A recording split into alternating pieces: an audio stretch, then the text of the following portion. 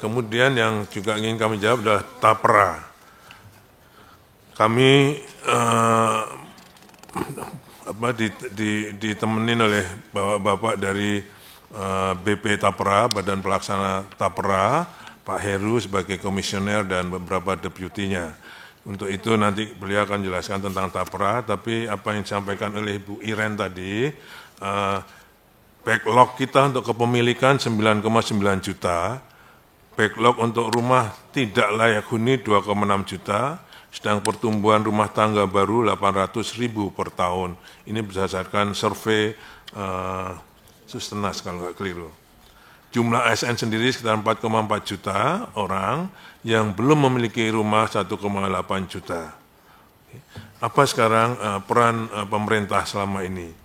Pemerintah melakukan pembiayaan bukan dari APBN untuk yang khusus dan lain sebagainya, tapi ada pembiayaan untuk kepemilikan rumah melalui ibu bapak sekalian yang sudah setuju juga fasilitas likuiditas pembiayaan perumahan dari 2010 sampai 2024.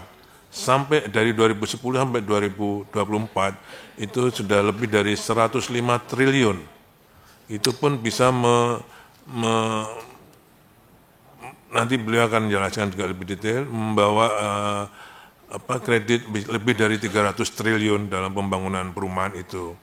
Kemudian juga ada subsidi selisih bunga yang disalurkan melalui tahun 2015 sampai 2020 dan bantuan pembiayaan perumahan berbasis tabungan, itu PP2BT, itu yang kecil dari 2007. Ketua, barangkali begini Pak Ketua, kalau boleh interupsi. Silakan. Kalau boleh Pak Menteri, nggak usah nanti kita rapat khusus saja, kita bahas soal ini. Nanti penjelasannya kita rapat khusus kan agak panjang persoalannya ini, karena banyak masalah yang kita harus hadapi tentang ini Pak. Oke. Terima kasih Pak Ketua. Baik, saya setuju Pak. Untuk terkait Tapera Pak Menteri, kami akan agendakan khusus mungkin nanti. Pak Ketua, tidak detail tapi secara umum sehingga bisa diketahui apa itu Tapera. Mungkin. Oke, sebentar. Itu saya kira kalau dari kami itu untuk yang peran pemerintah dalam pembiayaan. Jadi Tapera ini sebenarnya salah satu bidang inovasi pembiayaan Tapera. Ya kan?